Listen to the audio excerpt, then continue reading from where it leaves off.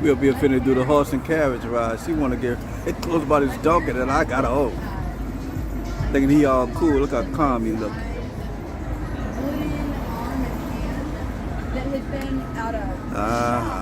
Throw that kiss all you want to. You know.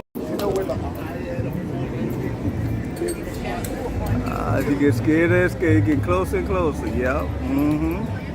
You're gonna move soon.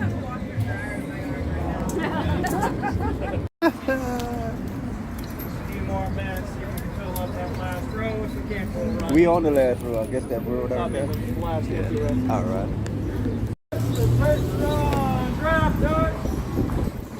You know to be caught by that. Sheriff Funny Ness is telling him to deal with the heat. Take your man of jackass dad. Rainbow skates while I'm smarter than either one of his parents. Yeah, that kind of shit going on.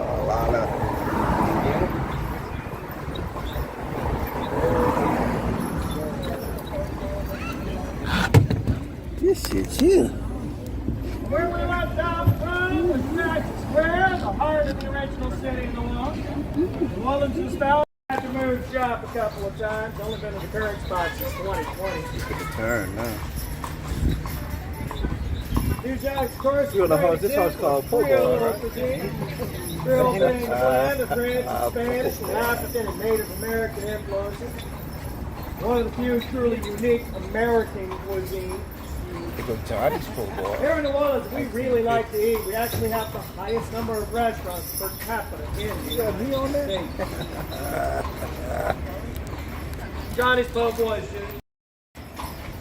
New Orleans School of Cooking does a really fun 2.5-hour cooking class teaching traditional New Orleans dishes. Even if you're the kind of person who can figure out how to find a pot of water, by the time you're done with their class. Louisiana is one of only 2 U.S. states where the Supreme Court isn't located in our state capital, but instead in a different city. The Pharmacy Museum covers the history of the pharmaceutical industry throughout the 19th, very early 20th century. The building is in used to house the pharmacy. It's kind of like a rough ride. Pharmacy I feel like you're riding the heart. Spanish or early American period, thanks to 2 massive fires we had here late in the Spanish era. First one, don't worry about it, it's just as hard as possible. Kind of ride the dog. First one, Good Friday March, play history for me. Sorry. Streetcars that gave that place thing used to run along Royal Street until it got replaced with a bus back in the 50s. What you got going on? You need to have that camera ready. Because you getting one side, I'm getting the other one.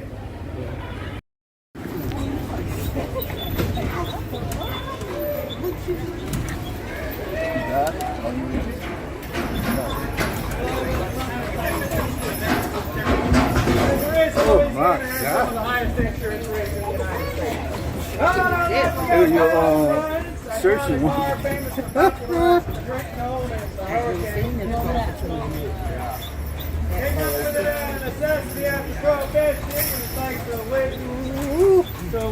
Bull boy, one of them a bull boy. He cut it around there.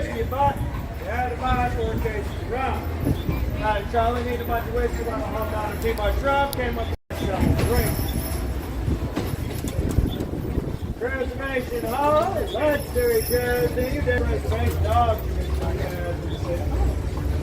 Look at that line. What they going on? Reservation. They don't sell food or drinks, but they're one of the best venues to catch traditional jazz here in town.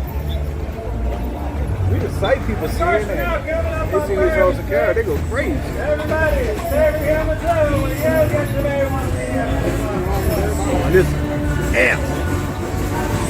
You shouldn't want to come here tonight. You'll be well rested after this ride.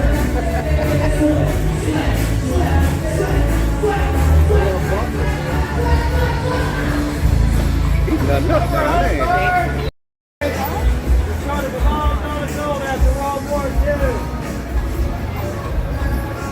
If you find yourself standing in this is some point wondering why there was some damage to the first reported from Hurricane Ida. I'm getting that. Year and a half. Content we're talking You about. know, the buildings I built? I mean, we all on the tour. We don't know It everything. wasn't the way the buildings are built. I see this building a lot. A lot of people go there. That has more to do with nature that Hurricane Katrina, the most important thing to understand is there were two disasters that happened on the same day, on August 29th of 2005. You have the hurricane itself, which smashed onto the Mississippi Gulf Coast just east of you, obliterating several towns over that way. Katrina also pushed a wave of water into Lake Pontchartrain. The actual conditions as far as the storm were concerned experienced in New Orleans were essentially Category 3 hurricane conditions, which the cities realized that's what we think the rest of the country was. So now let's learn the guys opportunity to take care of the rain.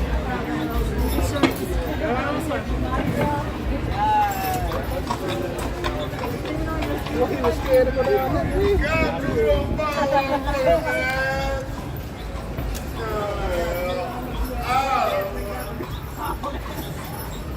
That poor boy just got a mind of his own. He's just doing all kinds of shit.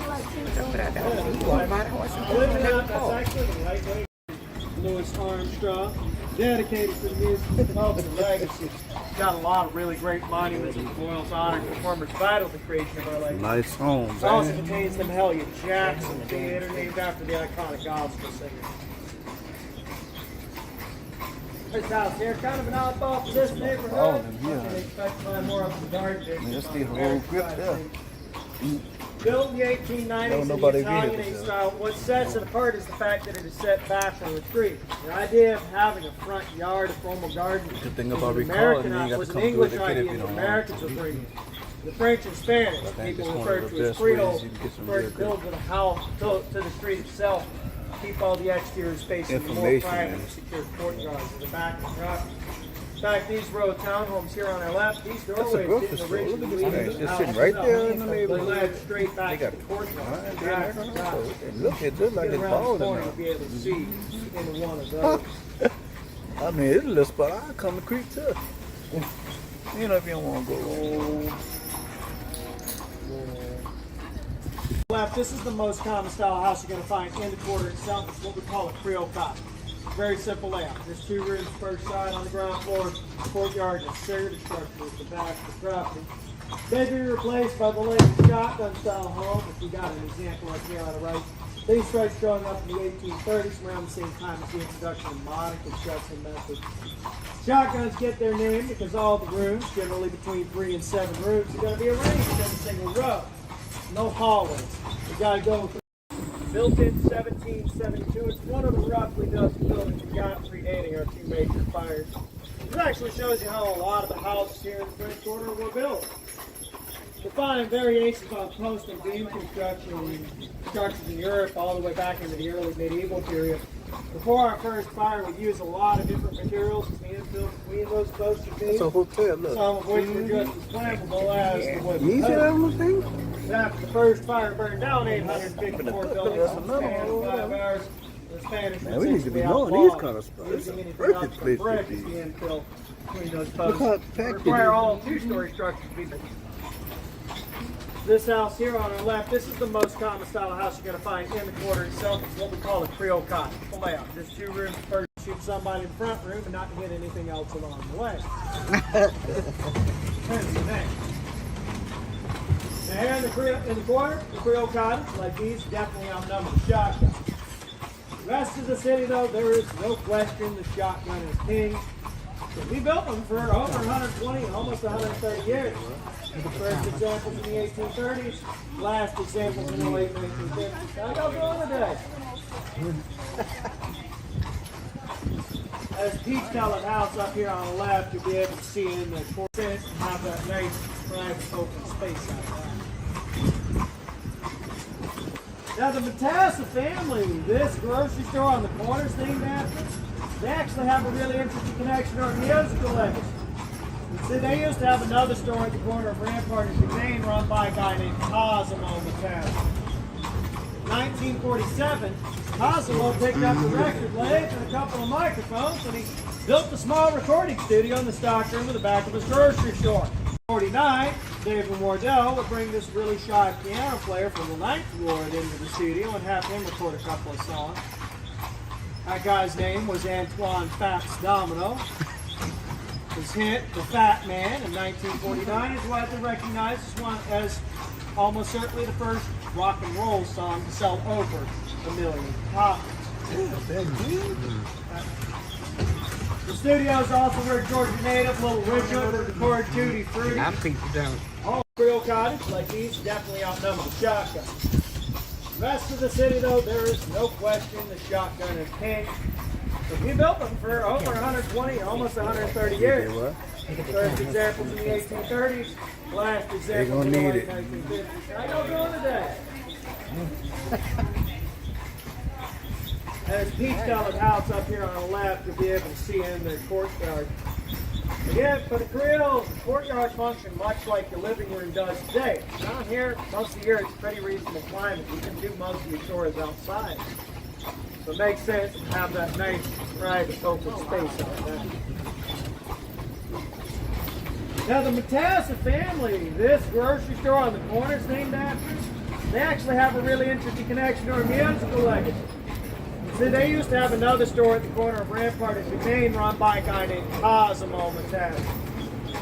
1947, Cosimo picked up the record players and a couple of microphones, and he built a small recording studio in the stock room in the back of his grocery store. It's called J&M Studios. Recruit jazz musician Dave Bartholomew is talent scout and session band leader. Dave would bring in the producer and arranger Wardell Kazir to produce and help co-write and arrange all the music. 1940, Professor Longhair.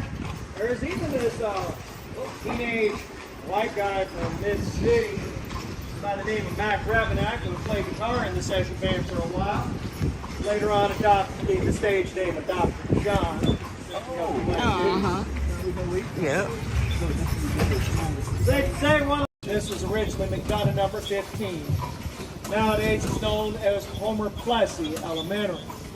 Homer Plessy, of course, was an important member of the civil rights movement. There's been a school on this site shortly after the founding of our school system back in 1853. The current building's from 1932. Yes, it is an elementary school. We have to plan a commute around whether we're going to get stuck. Then they got one behind us here, Horse and Carriage. Public schools system was funded with a massive bequest from the estate of a man by the name of John McDonough. And the state would eventually pay for 42 public school buildings in the sector. This was originally McDonough number 15.